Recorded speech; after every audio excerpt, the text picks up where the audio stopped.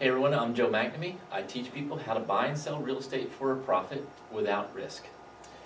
This house here, we refer to as the John Deere house. Now there's kind of a little funny story about that. It was an elderly couple that had this house, and it's out in the country. It's kind of far from where my office is.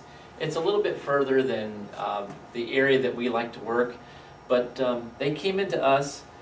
They didn't try anywhere else, but they came into us listening to the media, figuring that they weren't going to be able to sell their house in this economy in the conventional way.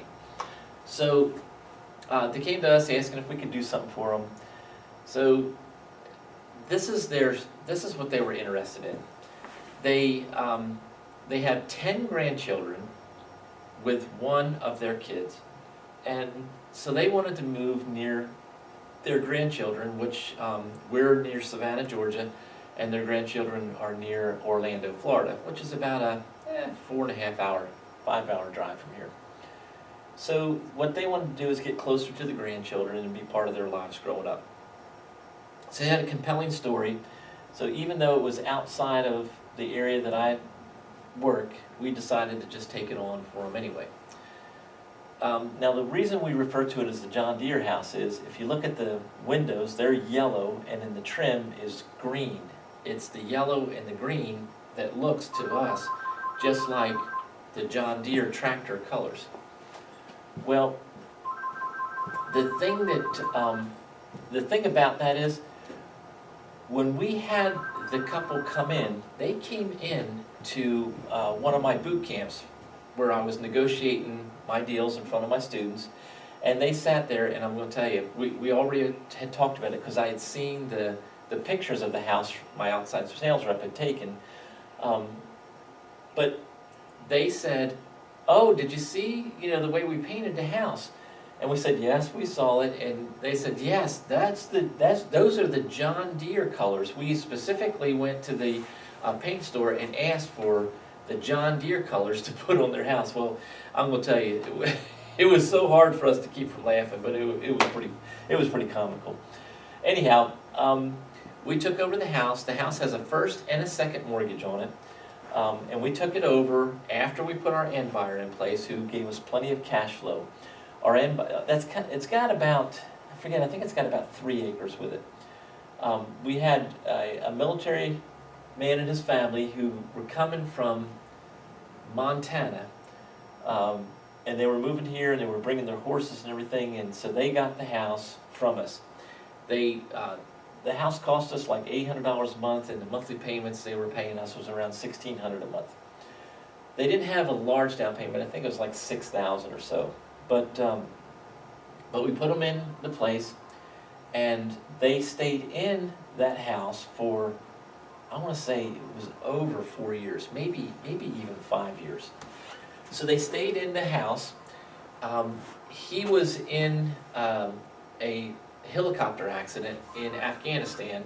They crashed and injured his back pretty bad. So he was forced to early retire from the military.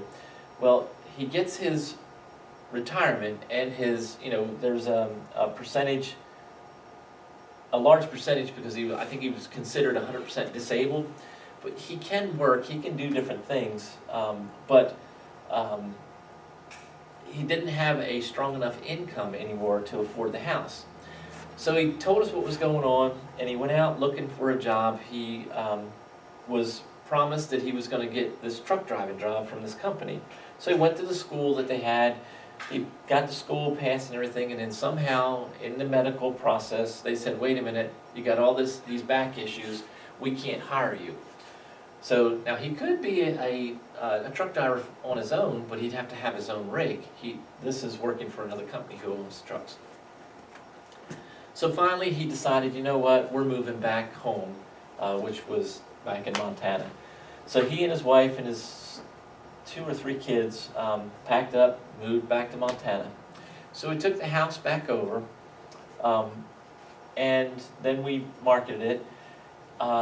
In the earlier video blog, you'll hear me talking about a couple that took my house that was built in the 1800s. We talked about it, people saying it was haunted and all this kind of stuff.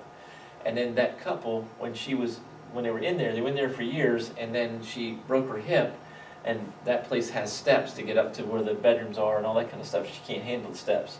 Well, that couple moved out of that house back into their house that they had traded us for in the very beginning, and then they saw this house come up for sale, and so then they decided they wanted this house.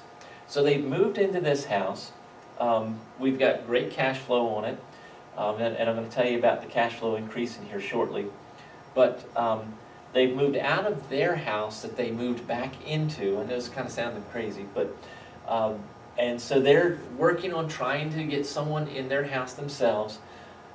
As soon as they're finished with trying that, also I think they're still moving stuff from that house, but as soon as they tell us, listen, we've tried, can you do something for us, then we'll go in and market the house that they moved out of the second time into another one of our houses and get something happening for them, so that then it takes the burden of 2 house payments off of them. Now, the reason this cash flow is going to go up is, remember I told you in the beginning, the original seller selling the house to us has a first and a second in place. Well, the second is almost paid off. It's really close now, which as soon as that second is gone, our cash flow shoots up by about, I think it's like $370. So $370 more per month as soon as that second mortgage is paid off, which I think it's only got about 6 or 7 more months and it will be paid off. So then that, the difference between what they're buying, paying us per month and what we're paying out, the spread is like this right now, and the spread is fixing to be like this. This won't go up, but this will go down. So the cost of the house is going down. That's part of one of the things that I teach people is I teach people how to retire in 3 years, even if you're only 18 years old right now. So I show them how to do that, and then how to put in place pay raises for themselves all the way through retirement. And this is an example of that. You can take over X number of houses. They all, or some of them may have some sort of debt on them, and so most of them had debt on them. And so as you have other people pay off debt, that's your debt that you're responsible for on their house, on those houses, you're still receiving the income, but you no longer have the debt to pay for. So it's a very easy process to go through, and truly, if you're satisfied with only making, now when I say retire, I'm not talking about that you can buy jets and yachts and travel around the world 3 times a year, but what I'm talking about is you can maintain a comfortable standard of living without having to work at all, and by putting some of this stuff in place and then having someone else manage it for you. Okay, so there's the John Deere house.